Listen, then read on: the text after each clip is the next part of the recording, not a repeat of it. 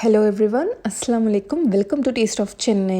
இன்றைக்கி என்னோட இஃப்தார் ரொட்டீன் தான் நான் உங்கள் கூட ஷேர் பண்ண போகிறேன். நான் இன்றைக்கி இஃப்தாருக்காக என்னெல்லாம் ஸ்பெஷலாக செஞ்சுருக்கேன்னு சொல்லிட்டு பார்க்கலாம். இன்றைக்கி ரொம்ப ரொம்ப ஸ்பெஷலான ஒரு இஃப்தார் ட்ரிங்க் தான் செய்ய போகிறேன். ஃபஸ்ட்டு நம்ம அதை எப்படி செய்கிறதுன்னு பார்த்துடலாம். இப்போ மிக்ஸி ஜாரில் ஒரு மாம்பழத்தை கட் பண்ணி இதில் சேர்த்துக்கோங்க. கொஞ்சமாக கார்னிஷிங்காக எடுத்து வச்சுக்கோங்க.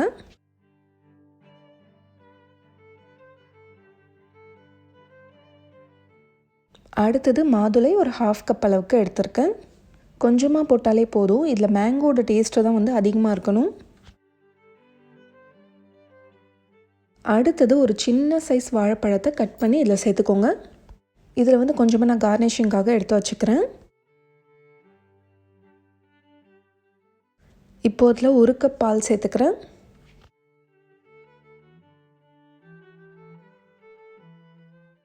அடுத்தது ஒரு 4-5 டேபிள் ஸ்பூன் கண்டன்ஸ் மில்க் சேர்த்துக்கிறேன். நீங்கள் இதுக்கு பதிலாக சுகர் கூட சேர்த்துக்கலாம். கண்டன்ஸ் மில்க் சேர்க்குறதால டேஸ்ட் நல்லா ரிச்சாக நல்லாயிருக்கும்.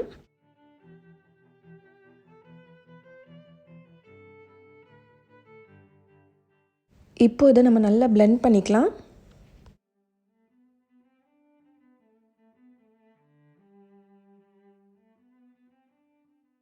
இப்போ இந்த ஜூஸை ஒரு ஸ்ட்ரெயினர் யூஸ் பண்ணி ஸ்ட்ரெயின் பண்ணிக்கோங்க.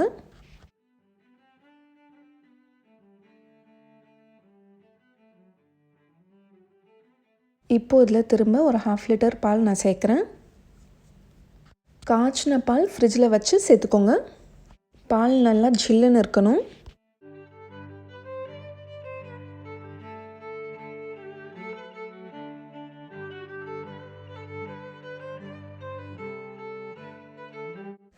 இப்போ நம்ம கட் பண்ணி வச்சுருக்க மேங்கோவை சின்ன சின்ன பீசஸாக கட் பண்ணி இதில் சேர்த்துக்கோங்க.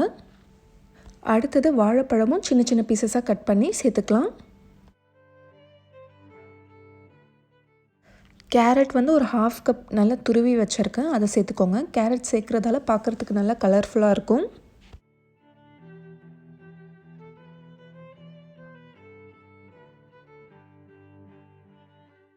அடுத்தது மாதுளை பழம் கொஞ்சம் சேர்த்துக்கோங்க.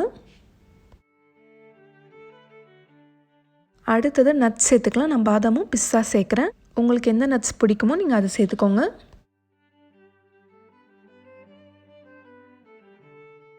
திரும்ப கொஞ்சம் கண்டன்ஸ் மில்க் சேர்த்துக்கிறேன். உங்களுக்கு எவ்வளோ ஸ்வீட் வேணுமோ நீங்கள் அவ்வளோ சேர்த்துக்கோங்க. அப்புறம் கொஞ்சம் ஐஸ் க்யூப் சேர்த்துக்கிறேன்.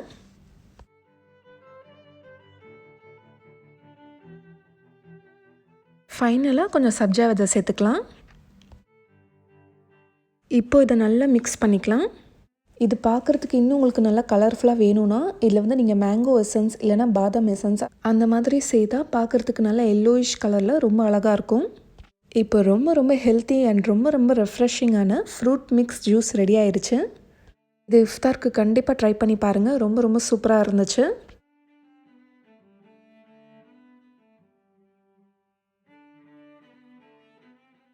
அடுத்தது நம்ம பொட்டேட்டோ எக் கபாப் எப்படி செய்கிறதுன்னு பார்த்துடலாம்.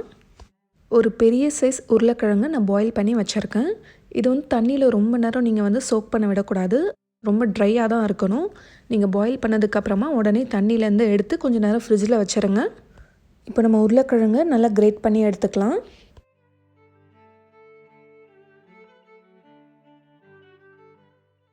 மூணு சின்ன சைஸ் முட்டையை நான் பாயில் பண்ணி வச்சுருக்கேன். உங்களுக்கு முட்டை வேணான்னா நீங்கள் வெறும் உருளைக்கிழங்கு யூஸ் பண்ணியே செய்யலாம். இப்போது இதையும் நம்ம கிரேட் பண்ணிக்க போகிறோம். கொஞ்சம் நல்ல பெரிய சைஸ் கிரேட்டராக யூஸ் பண்ணிக்கோங்க. ஏன்னா முட்டை ரொம்ப சின்ன சின்ன பீசஸாக இருந்தால் நல்லா இருக்காது. ஸோ கொஞ்சம் பெரிய ஹோல்ஸ் இருக்கிற கிரேட்டர் நம்ம யூஸ் பண்ணிக்கலாம்.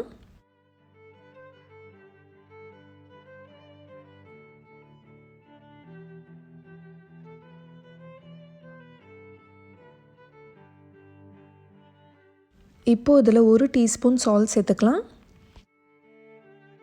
ஒரு 1/2 டீஸ்பூன் அளவுக்கு பெப்பர் பவுடர், ஒரு 1/4 டீஸ்பூன் அளவுக்கு மஞ்சள் தூள், மிளகாய் தூள் ஒரு 1/2 டீஸ்பூன், உங்கள் காரத்துக்கு ஏற்ற மாதிரி நீங்கள் சேர்த்துக்கோங்க. மல்லித்தூள் ஒரு 1/2 டீஸ்பூன், ஜீரகத்தூள் ஒரு 1/2 teaspoon, 1 teaspoon ginger garlic paste, ஒரே ஒரு பச்சை மிளகாவை நல்லா ஃபைனாக சாப் பண்ணி சேர்த்துக்கிறேன். ஒரு 1/2 கப் அளவுக்கு மல்லித்தழை சேர்த்துக்கலாம். ஃப்ரைட் ஆனியன்ஸ் நான் ஒரு 1/2 கப் சேர்க்குறேன். நீங்கள் வந்து ஃப்ரெஷ்ஷாக ஆனியன் கட் பண்ணி கூட சேர்த்துக்கலாம்.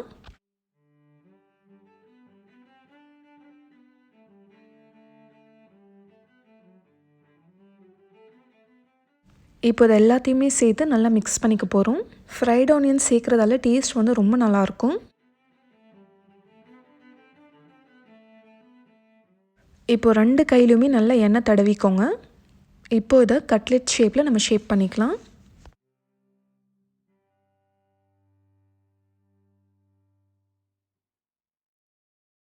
எல்லாமே இதே மாதிரி ஷேப் பண்ணி வச்சுக்கோங்க. இப்போ இதை ஒரு 15 மினிட்ஸ்க்கு நான் ஃப்ரிட்ஜில் வச்சுக்க போகிறேன்.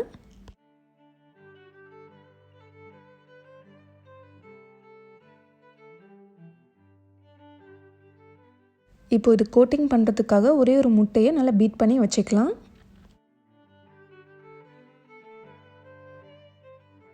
இப்போ ஒரே ஒரு பீஸ் எடுத்து நம்ம ஃபஸ்ட்டு முட்டையில் டிப் பண்ணிக்கலாம். ஒரு கையால் முட்டையில் கோட் பண்ணிவிட்டு இன்னொரு கையால் பிரெட் க்ரம்ஸில் நல்லா கோட் பண்ணிக்கோங்க.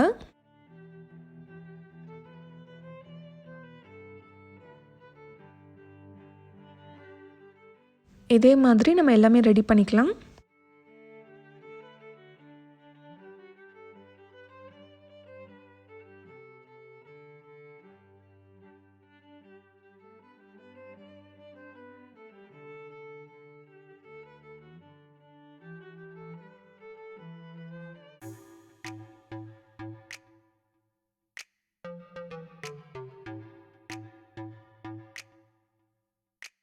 இப்போ ஒரு 15 மினிட்ஸ்க்கு ஃப்ரிட்ஜ் இல்லைனா ஃப்ரீசரில் வச்சுக்கோங்க. இப்போ பேனில் எண்ணெய் நல்லா சூடானதுக்கப்புறமா ஷாலோ ஃப்ரை இல்லைனா டீப் ஃப்ரை பண்ணி எடுத்துக்கோங்க. மீடியம் டு ஹை ஃப்ளேம்லேயே வச்சுக்கலாம். அப்போ தான் எண்ணெய் ஜாஸ்தி குடிக்காது.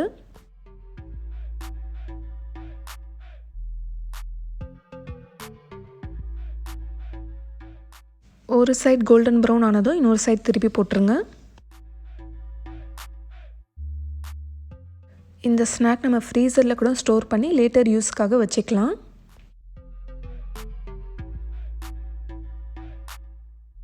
இப்போ 2 சைடும் நல்லா கோல்டன் ப்ரௌன் ஆனதும் இதை எடுத்துடலாம்.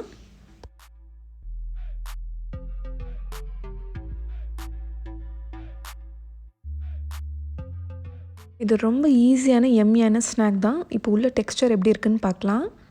ரொம்ப சூப்பராக இருக்குல்ல? கண்டிப்பாக நீங்களும் ட்ரை பண்ணி பாருங்கள்.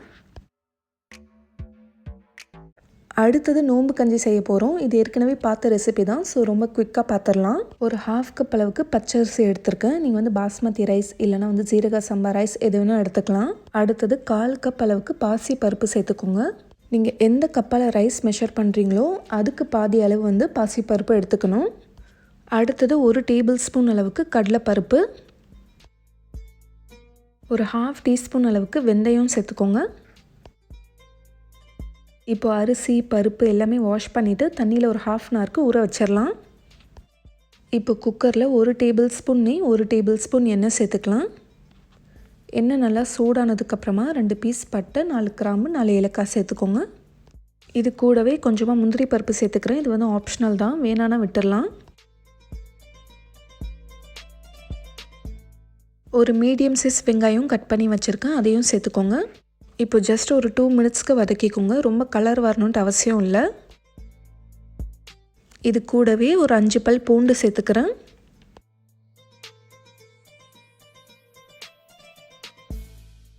இப்போது ஒரு 3 பச்சை மிளகா, அதுக்கப்புறம் ஒரு 1/4 கப் அளவுக்கு புதினா, கொத்தமல்லி தழை, கொஞ்சமாக கருவேப்பிலை சேர்த்துக்கலாம்.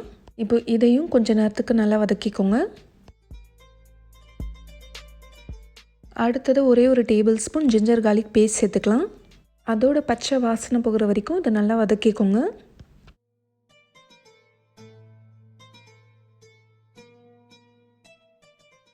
அடுத்தது ஒரே ஒரு சின்ன சைஸ் தக்காளி கட் பண்ணி சேர்த்துக்கிறேன்.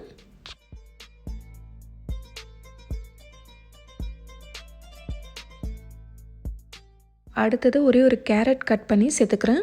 நீங்கள் இதில் பட்டாணி இருந்தால் பட்டாணி கூட சேர்த்துக்கலாம். அடுத்தது 100 கிராம் அளவுக்கு மட்டன் கீமா சேர்க்குறேன். நீங்கள் கஞ்சி வந்து மட்டன் போடாமல் கூட செய்யலாம், அதுவும் நல்லா தான் இருக்கும். இப்போ ஒரு 5 நிமிஷம் இதை நல்லா வதக்கிக்கலாம். இப்போ அடுத்தது நம்ம ஊற வச்சுருக்க பருப்பையும் அரிசியும் இதில் சேர்த்துக்கலாம்.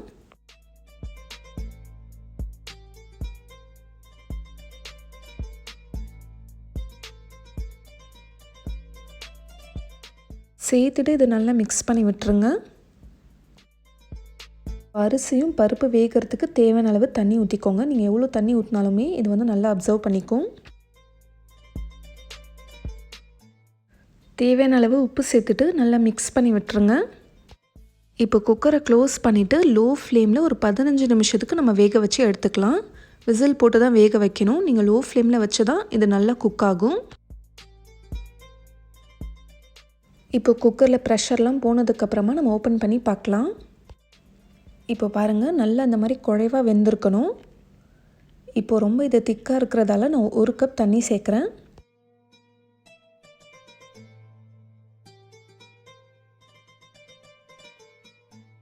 இப்போ அடுத்தது நல்ல திக்கான 1 கப் தேங்காய் பால் நான் சேர்த்துக்கிறேன்.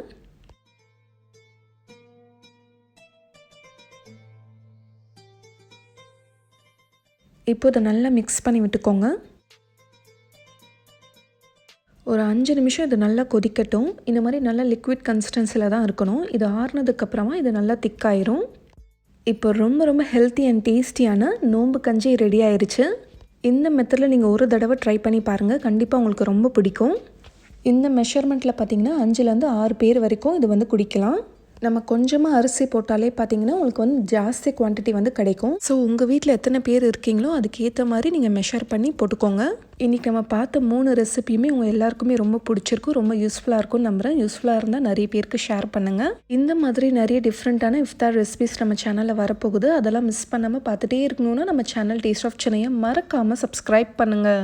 நாளைக்கும் இதே மாதிரி வேறொரு இன்ட்ரெஸ்டிங்கான வீடியோவில் சந்திக்கலாம். தேங்க்யூ ஸோ மச் ஃபார் வாட்சிங்.